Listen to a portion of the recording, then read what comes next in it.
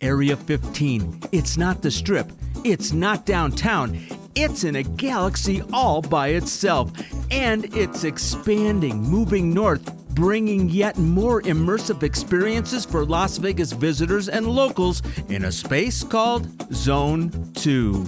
And today we are taking you inside its brand new anchor tenant, Universal Horror Unleashed. So get ready because this adventure starts right now.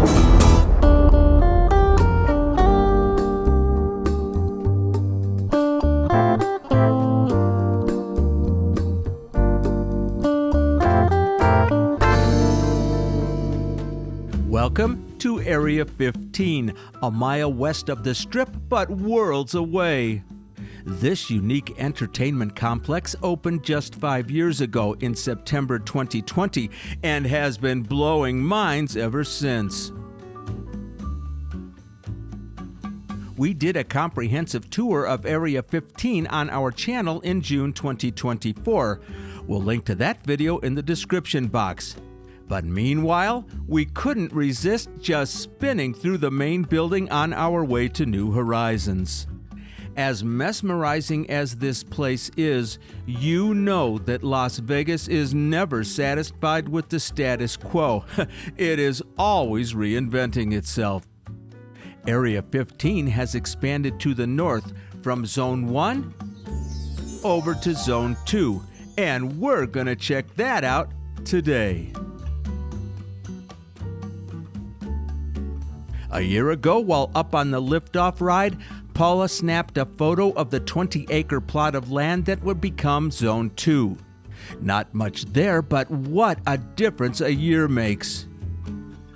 You can access the new area from the main building, down this hall past the arcade, and out the side doors to the A parking lot.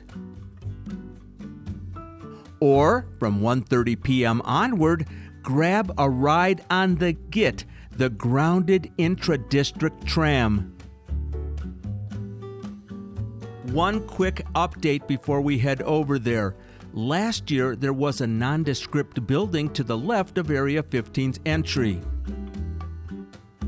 In March, it was unveiled as the John Wick experience. It's a world based on the action thriller film starring Keanu Reeves and is brought to us by Lionsgate.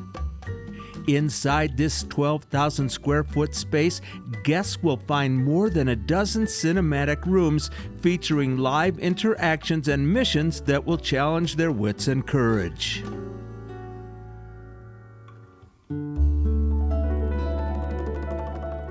All right, let's talk about this Zone 2. That's the back of the main Area 15 building. And across Sirius Avenue, that's our destination.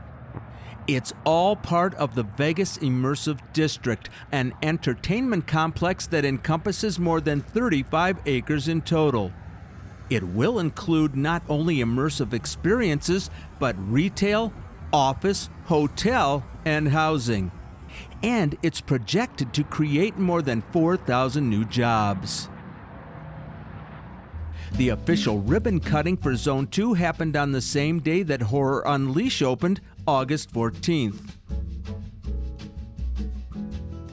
Well, now there's something you don't see every day, at least not this far from the airport. We'll talk about that art in a moment, but right now let's focus on that Boeing 747. It is a 150-foot long, 60-foot wide section of a decommissioned jumbo jet that, with the help of literally hundreds of volunteers, was transformed into a moving artwork.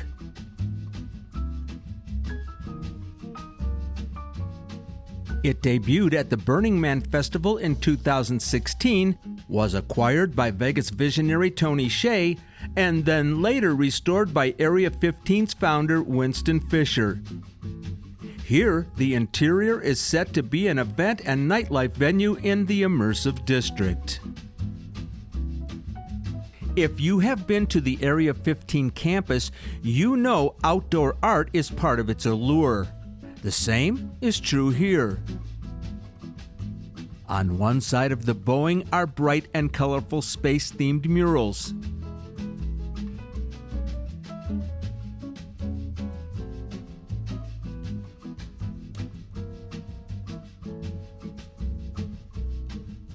And all along the main promenade to our left are more brilliant murals with otherworldly themes.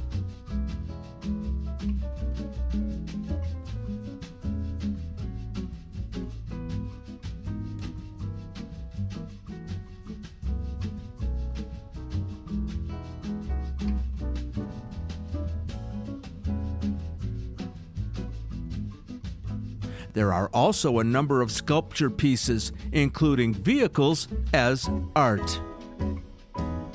All right, my friends, we're getting a little closer. But first, currently there is only one outlet for food in Zone 2, a food truck from The Beast. You may remember in last year's visit, Paula and I had dinner at The Beast inside Area 15. It was excellent in both ambiance and food quality. And this is a nice shady little area to enjoy a quick bite. Not to worry though, more food venues are on the way. The expansion is already 60% leased with tenants already confirmed. Donuts, tacos, and nachos. Plus, a futuristic space experience, a Dolls Kill flagship store, and another flagship station for a franchise that celebrates all things ice cream. Now, here's a refreshing stop. Looks like an alfresco bar. There's a winged Pegasus sculpture.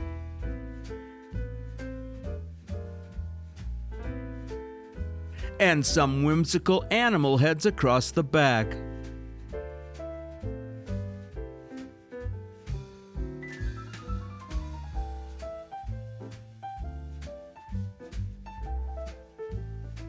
The Looper Bar just opened with Zone 2 and is described as a fresh new place to sip and socialize. Now, we've barely seen a soul since we got here, and it looks like this is where they're all hanging out, in the shade and under the misting fans. Now this is news you can use. If you just want to visit this end and not Area 15, there is a garage structure at the corner of Regal and Meade Avenues. Now that's quite a unique park job, what do you think? Walk across this little side street and boom! Here you are at Horror Unleashed. Well, hi, my friends from Zone 2 of Area 15. I have been here for about an hour and a half. It is 102 balmy degrees out here, all sun, no clouds, no shade, and I am pooped. So I stopped at this little bar right outside Horror Unleashed. I got myself a half cranberry, half orange juice. I need a sip right now. How much do we harp at you guys? Hydrate, hydrate, hydrate. All right, so the very first entry to Horror Unleashed, which is right behind you, is at 2 p.m. The 2 o'clockers are filing in right now. I'm in the second group, which is scheduled for 2:20. So as soon as I drink my juice, I'm heading over and getting the bejeebers scared out of me. Wish me luck. Say hello to the anchor tenant in the Vegas Immersive District, and what a statement it makes from the highway side. Who has driven by it on I-15? Universal Horror Unleashed occupies this massive warehouse, more than 100,000 square feet. It comes to us from the masterminds at Universal's Halloween Horror Nights, but it is their first ever year-round experience. At 2:20 exactly, Paula enters the attraction, but minus her camera. No, you can't have it. They made her stash her DJI in a locker and told her only phone cameras are allowed. All right, so be it, but let me tell you something, she's definitely not gonna argue with this guy. Well, good afternoon. This happened literally minutes after she arrived. We had heard there were performances in the areas outside the haunted houses, and here is one happening literally over our heads. Horror Unleashed made its debut on August 14th and is open Thursdays through Mondays from 2 to 10 p.m. But beware, your ticket and arrival are date and time specific. Now here's a fun fact. Locals get a $10 discount off the website price.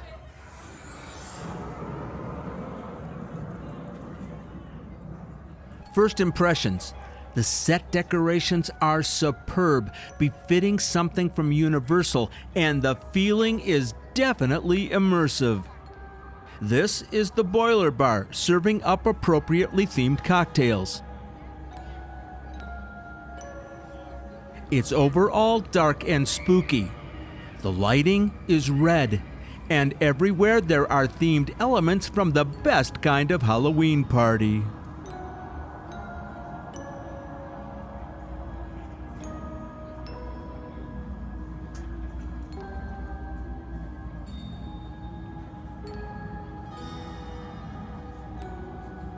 Before you enter a haunted house, and of course after you leave it, you can extend the experience with horror-centric food and drinks. This is Rough Cuts, a tie-in to the Texas Chainsaw Massacre attraction.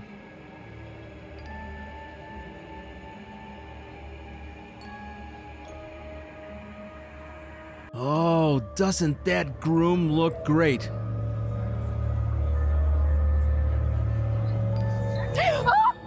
Oh my God. Oops, sorry, camera fail. How do you know who's real and who's not? You don't. The Exorcist house isn't open yet, but the setting is frightening enough.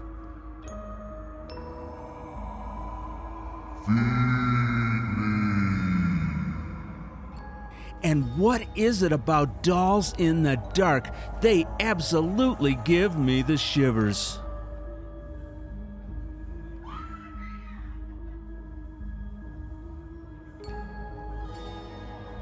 Here is an elaborate stage set for live performances, featuring the iconic Jack the Clown character from Universal.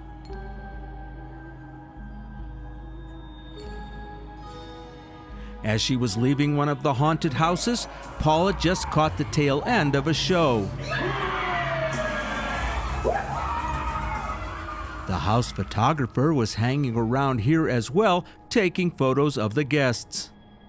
They give you a little card where you can purchase the photos online. In this corner is a nod to Las Vegas, a roulette wheel that took a very bad spin. Around behind the stage is a bar and restaurant that continues the clown theme, aptly named Jack's Alley.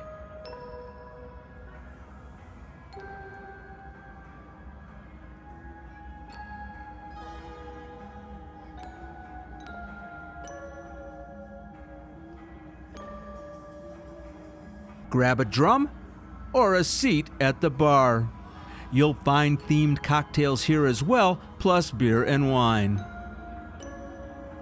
And one more dining outlet. This one's called Premier House. The only downside to these places is that you have to have a Horror Unleashed entry ticket to access them. I really like the looks of this one. No theme park attraction would be complete without a gift shop. Inside here, you will find apparel and merchandise from many famous horror franchises. I guarantee you're bound to find something you can't live without.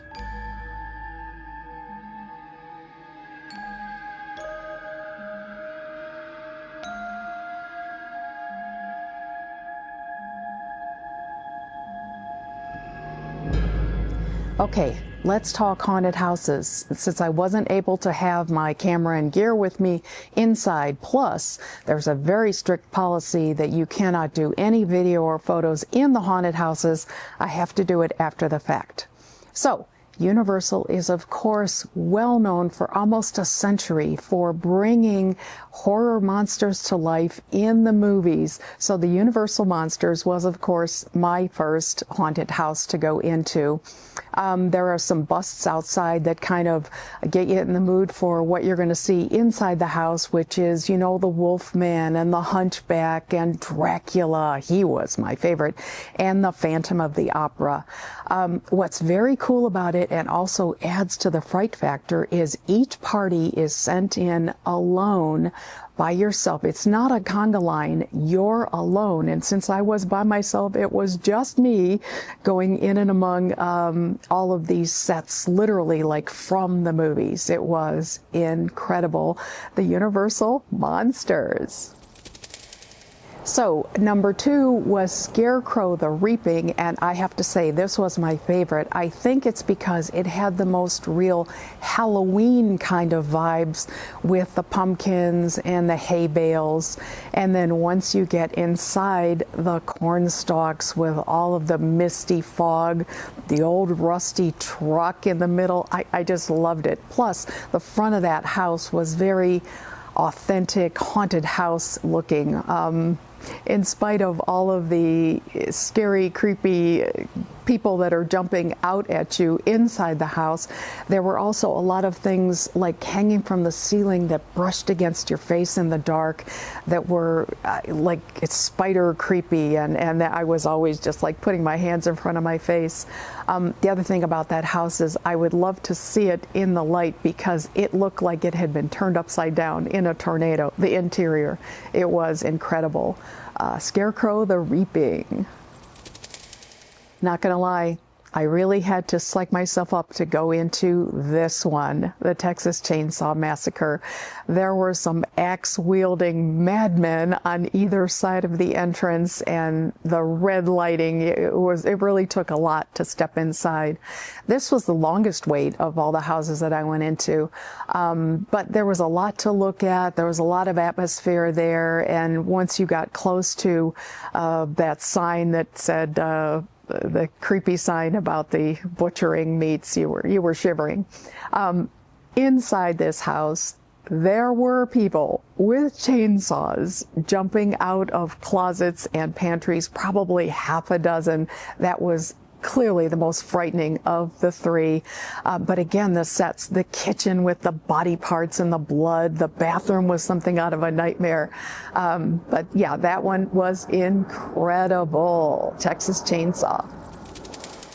The Exorcist Believer Haunted House was the one I did not actually get into. I had been there for quite a long time, and I actually had to make some decisions time-wise. But it is based on the 2023 movie of the same name, where 2 girls are possessed by demonic spirits, and I'm sure that was probably more frightening than any of the 3 that I'd already been in. But I thought I did well making it into 3 haunted houses. I decided I had earned myself one of those fancy cocktails, so I went back to Premier House. What a difference! It is 4 p.m. and the place is hopping. Plus, Megan was in her hot pink alcove entertaining the dining crowd. Horror Unleashed is nothing if not surprising, and the talents on display here are unique and extraordinary. I ordered a gin cocktail called Artificial Intelligence, and it sure went down good. I cannot even tell you how much screaming I had been doing for the last hour.